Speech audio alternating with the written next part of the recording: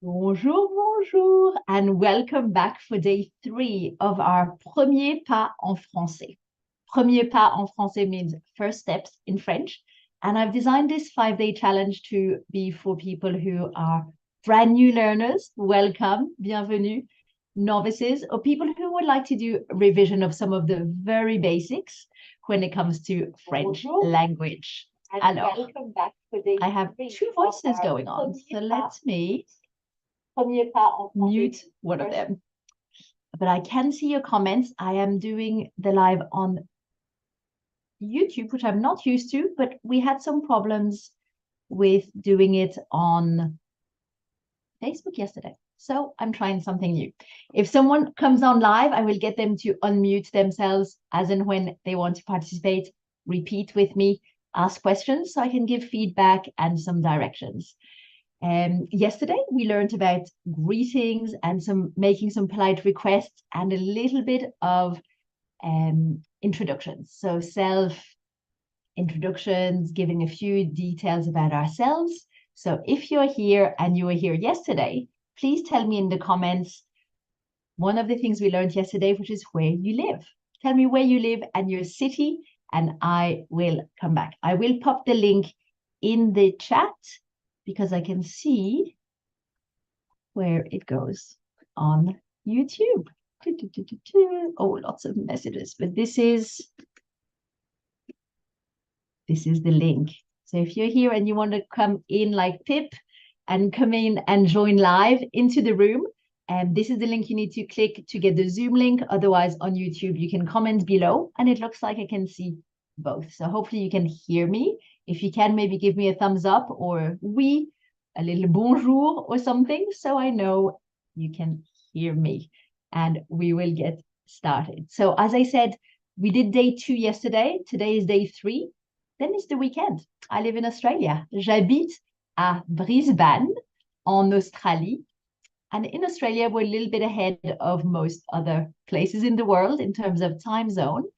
And the weekend is starting. So I will take the 2 days off for everyone to catch up on any of the recordings, print out any of the notes, come back with questions, and then we'll go again lundi et mardi, which are Monday and Tuesday. Lundi, mardi. Same day, not same day, because it's lundi, mardi, but same time. 11h pour Brisbane. So bienvenue, and I hope you will enjoy today's training. We are going to cover numbers. Numbers is one of these fundamental skills. And sometimes people say, I'm going in a week. I'm traveling to France next week.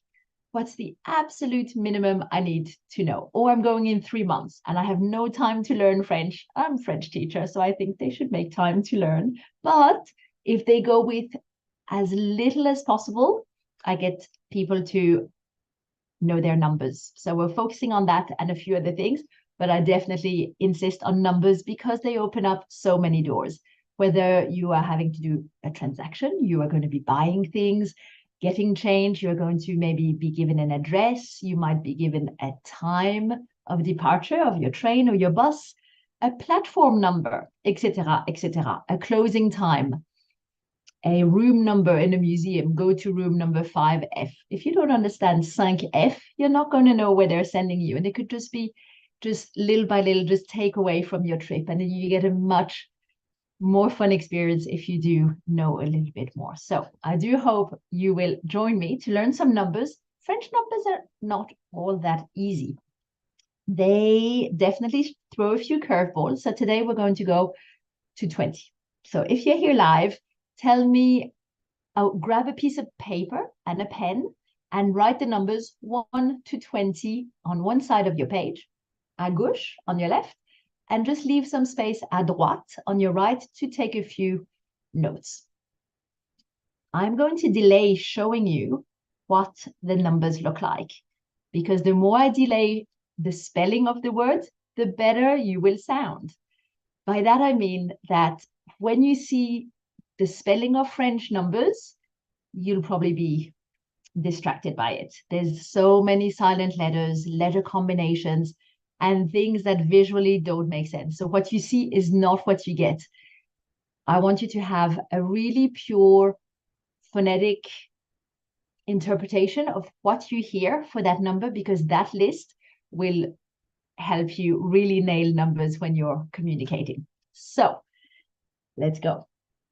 1, 1, 2, 2, 3, 3, 4, 4, 5, 5, 6, 6, 7, 7, 8, 8, 9. It's not that subtle on, not that flexible on that hand. 9 is 9, and 10, 10 is 10. Then we have for 11, 11, 11, 12, 12, 13,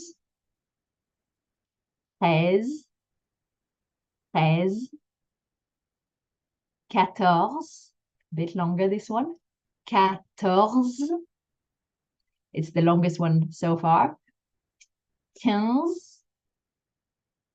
15, with a very French sound, that lovely nasal sound is unmistakably French. 15 is our 15. Then they get a bit easier to pronounce, I think. 16, 16. If you write she says and you cross out she, or he says and you cross out he, says is exactly how you'd say it. Says. Then we have a few sounds that you've heard earlier. For 17, we say 10 and 7. So go back and look at what you wrote for 10 and 7 and put them next to each other to keep that consistent sound. 17. However, for 18, we do say 10, 8, but we have a new sound that appears. It's a bit like a Z sound appears. 18. 18. If you say 18, you'll be understood. You won't be misunderstood. They won't think of another number because there's no other like that, but it'll take you longer. And you'll stop recognizing maybe 18 if you start saying 18. Can you hear that little slight change? 18 with a nice harder Z sound, Z like zebra or zebra, is how we say 18. 18. Unlike number 10, 10. 17, nice and soft. 18, not so much. 19, also a Z sound. 19, 19. And 20 is 20. 20. Nice and easy. Any questions on numbers? I want you to scroll back through and scan your list rather than scroll, and see if there are any numbers that are a bit problematic. Put them in the comments and I will start with those ones tomorrow, the next Monday, on day 4 of our challenge, so that you can get the feedback for those ones in particular. But hopefully I've highlighted the main ones, especially towards the end, that have maybe a less natural sound with this and the Z. And then the other ones that I want to highlight, if I don't see anything in the comments live, is number 1 and number 5, because and 15. 1, 5, and 15. You should have something in your phonetic notes that shows the sound. The sound, it's a bit of a forced smile. If you look at my mouth movement, a lot of it is nasally, so you can pinch your nose, but then it all happens in your mouth. If you do that kind of forced smile, you will get number 1. Then after that, for number 5, you need a soft s and a hard k after. And the is in the middle. 5. 5. 1, 2, 3, 4, 5. I like your spelling, Pip. I'll read it out loud. So 1, 5, and then the third number where we have that sound is 15, where you should have a hard k sound first, then and then that z that you heard so much through the different numbers. Between 11 and 19, most of them should have a Z sound. D'accord? So make sure it's very clear, because if you're an English speaker, that Z sound comes up and it's easily recognizable. So I'd love to see that in your phonetics, because I'm going to show you what they look like when we spell them. And it does confuse the pronunciation a lot. So the longer you take before you see them, the better. And you don't really need to write numbers in French that much unless you're doing an exam or you're filling out a French checkbook. So it's not a skill we want you to focus on too much, but saying them and recognizing them is the key. So let me open the chat. I have had some comments. Pip has wrote 1, 2, 3, 4, 5. Now I can see from the spelling that you know how they're written, which means that you need to put another column next to them for the pronunciation. Because if you do write number 2 the way it's actually spelled, you'll never say it right. They're two different ones. So I know what you're typing, the correct spelling. 5 is a little different spelling. You'll see 6 is spelled a bit differently, but 7, 8, 9, 10, 11, 12, 13, 14, 15, 16, 17, 18, 19, all of them. So just when I show you the list, just update your 5 and your 6. They're the only ones that are spelled differently, but again, focus on how they're pronounced. It really is way more helpful and useful than anything. So tell me in the comments if you're able to come unmute yourself, come on video and share the pronunciation with us. Not by reading what I'm going to write, but by actually reading your own notes. If you can't come on, I will read them again myself. But I think it's great to have some feedback. Are you able to put the video on or the sound today? Yeah, the sound, it's just, it's pretty, I'm feeling pretty icky. So my cough, I just didn't want to cough the whole time. That's okay. Your sound is super clear. So let's do it like that. I hope it's coming through so that the recording is also picking it up. Let's go through. Now, I'd rather you look at your phonetics column than the spelling, d'accord? Because otherwise you're going to be tripped up very quickly. But these are the two numbers that when you typed in the chat, I said, this is how they're spelled. Just update your records for the spelling of these. But hopefully the way you spelled them will help with pronunciation. But it's a completely different column that we're doing, d'accord? Let's read the numbers to 5. 1, 2, 3, 4, 5. Okay, so 1, 2, 3, 4, 5. Très bien. I know you know how to count, so I'm going to, and I suspect a lot of people who watch this video will also know how to count. So I will even 6. give you something else to finesse and refine, is that 4 is all one syllable. Even though it's a really large number of letters, we kind of want to make it a little longer. I often hear 4, but in French, we just say 4. 4. Much shorter. Bien. The next one is 6, 7, 8, 9, 10. 6, 7, 8, 9, 10. Très bien. 11, 12, 13, 14, 15. 11, 12, 13, 14, 15. And finally, 16, 17, 18, 19, 20. 16, 17, 18, 19, 20. Nice, nicely done. Which ones give you cause to doubt yourself in terms of pronunciation, or any other comments on these numbers before we do prices? Just, is it sweet? It's like a Z sound? Yes, Sweet? Okay, that's that's it. such, yeah. Yeah, so in your phonetic note, I would write D and then a Z somewhere Z. before the 8 sound. Whereas 18. D and set is nice soft in between the two words. D, set.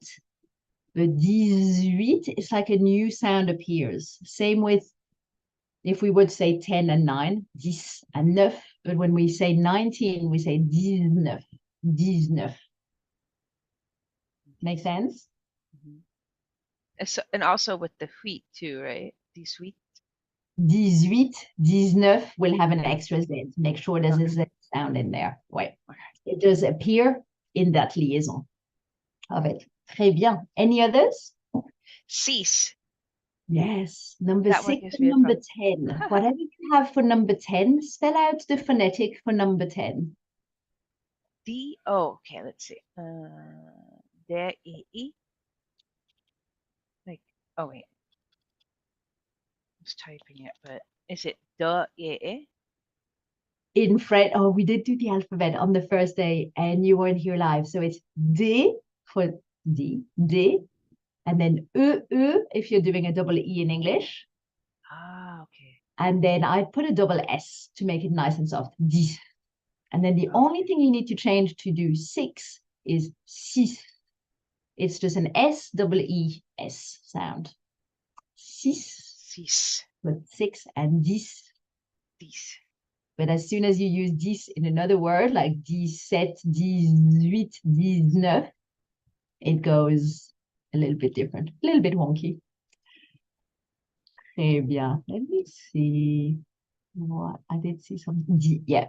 So for 10, you must put a S afterwards. Otherwise, I know. I was like, I didn't even put that, like, because it almost sounds like D, but it's 10. it is 6 and 10 rhyme. Ouais. Bien. I love those. Très, très bien. Très, très bien. In terms of prices, I'm going to go on to prices today, and I will try keep today's session to the time limit I've set. I haven't been able to do it the first 2 days, so hopefully today is the day where I don't keep you for much longer than the 20 minutes. So this is what we do in terms of price. We say a thing, ... coûte, and then the price in euro, because that's the currency we use in France. So we're going to practice. And euro is a nice meaty word to practice. This is how it's spelled. It has a silent S. Euro. Can you say euro? Euro. A little bit more. Yeah. I like the O, but I'm going to get you to do that E a little bit more. Euro. Euro. It's more umlauty. I mean, that's German, but like, Nice. like They are much euro. more different Okay. now. Euro. Okay. And the word for cost is coûte. Coûte. Coûte. Très bien. To ask someone how something costs, do you know the question? Is it qu'est-ce que compris or no? No, it's got the word coûte in it and the word how much. How much does it cost?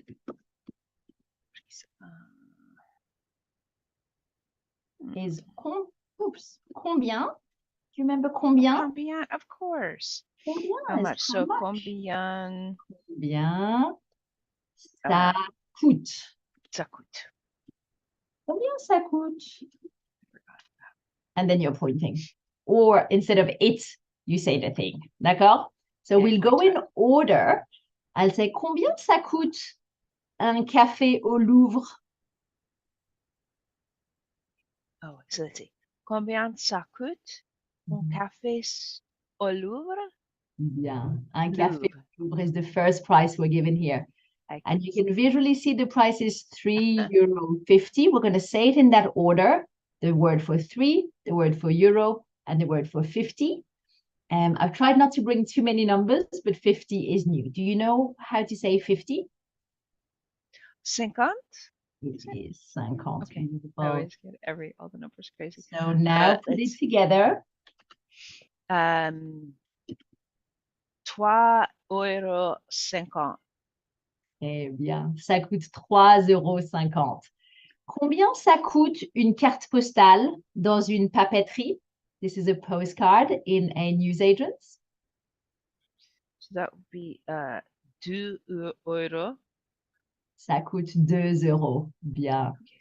Combien ça coûte un ticket d'entrée pour enfants pour la Tour Eiffel? This is an entrance pass, an entry ticket for a child to go up the Eiffel Tower. So would that be 15 euro? 15. Bien, 15 euros.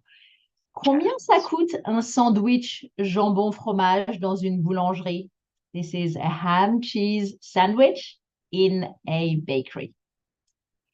5 euro 10. Bien. Now, don't forget how to pronounce this word. You had it perfect at the start. Euro. 5 euro 10. Euro. Euro. Euro. That's it. Because the more we see it, the more we see a bit of an a, euro or something. But in French, euro. Euro. Euro. 15 euros. And this one, 5 euros 10 with that lovely s afterwards. Well done. Combien ça coûte un billet de métro? A metro ticket. Un euro 18?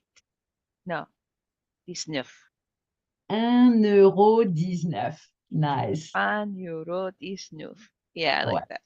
So we have the un and then the word euro after, which makes us do that linking sound, which you'll hear a lot in French. To keep the flow of the language, we have something called a liaison, and we're going to make un and euro not have a pause in between, because the N can kind of flow into the next word that starts with a vowel.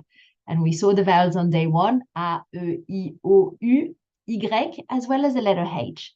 When there's a letter H, the next letter is always a vowel, and we kind of ignore the letter H in French. So it's got the same effect. Those words, when they're the second word and the first word ends with a consonant, so anything that's not A, E, I, O, U, Y, will link to the other. So 1 euro, we'll say un euro. Un euro. Un euro. That's right. Un euro. Un euro. You're still pausing. Try put an N between. Un euro. Un euro. Better. A little quicker. It is quicker. It is. Well, it feels like you're adding something at this point, but it will become quicker. It definitely does. The pause takes longer to do. But I love that you have the number one really as a unique sound by itself, and that you're stopping that word before you start the other without saying un for number one, which I hear as a mistake a lot. So keep work. Is un, but it's just when we have to do the liaison that this N appears, that N sound. Un euro. Another few items that I thought I would bring up. We did un billet de métro. Let's do un croissant dans une pâtisserie. I think everyone can guess a croissant in a patisserie, in a cake shop. Combien ça coûte un croissant dans une pâtisserie, Pip? Sorry. 12 euro 20. Nice. Because deux and douze are quite similar, you really need to get that vowel to sound different, especially before the word euro. Otherwise, you'll never know if I say 2 euros or 12 euros. Right. 2 euros, 12 euros. If you're relying on the z, it's going to become hard when there's a word after it. So it really is all about the e for 2 as opposed to an ou for 12. 2 euros 20. 12 euro 20. Yeah, much better. Combien ça coûte une bouteille d'eau dans un supermarché? This is a bottle of water in a supermarket. 1 euro. Is that fast enough? Try to remember what we said earlier about linking one and the word euro without it being a. Euro. 1 euro. Nice. Nice. Thanks for letting me give you all the feedback. It shouldn't feel so painful. If there were a few other people, then I'd be sharing all the feedback. But no, it's good. I want to get rid of the bad. It's not. It's exactly what. And the more we're loose with our pronunciation, the less chances of being understood we are when we're there. And that's usually when people just give up and switch to English. So it really is. Numbers with the word euro in it is especially tricky. So une bouteille d'eau is done. Now, an ice cream near the Sacred Heart, le Sacré-Cœur, une glace près du Sacré-Cœur. Combien ça coûte?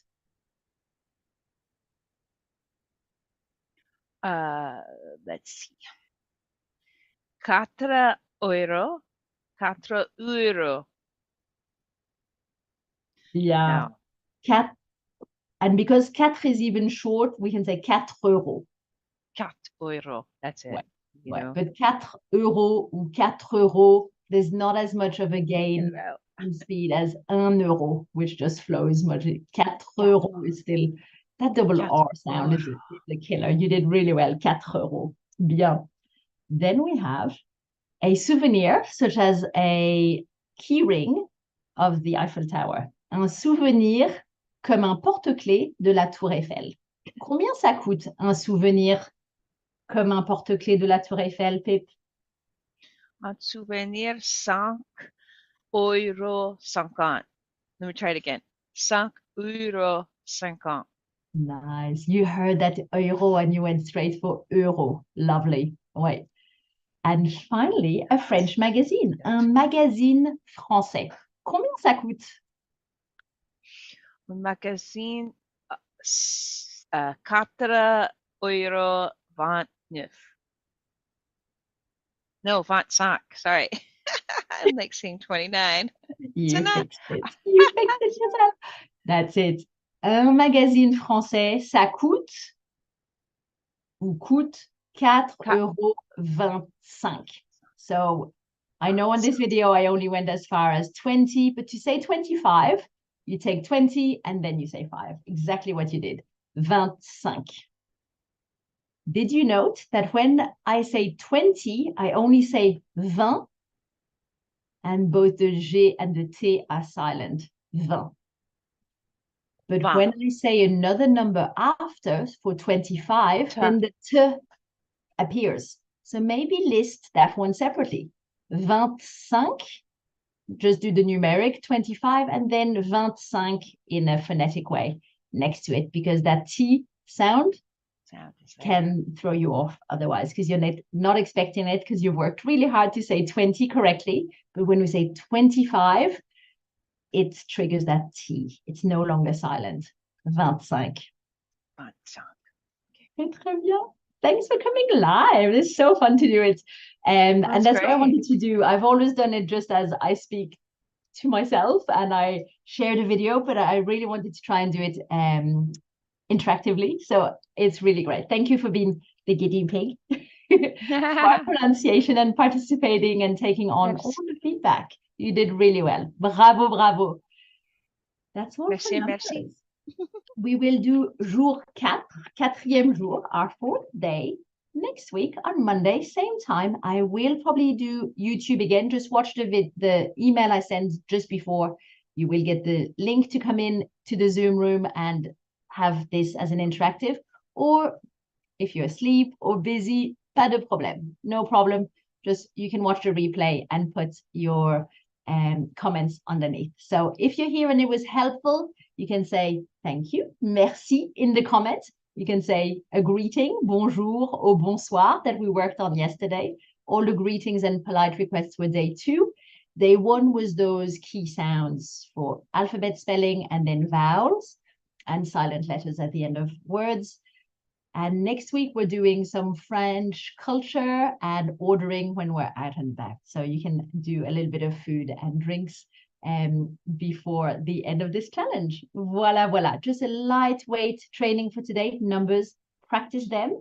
And as homework, and maybe put the price of the last thing you purchased, whether it's something online or at a shop, maybe just one item, coûte, how much it costs, and then the amount, and you can say dollar if that's your currency, or euro if you're in Europe, and let us know how you think you would say those numbers. Voila, that's my challenge for you. Bon weekend, à bientôt, see you all soon. Bon weekend.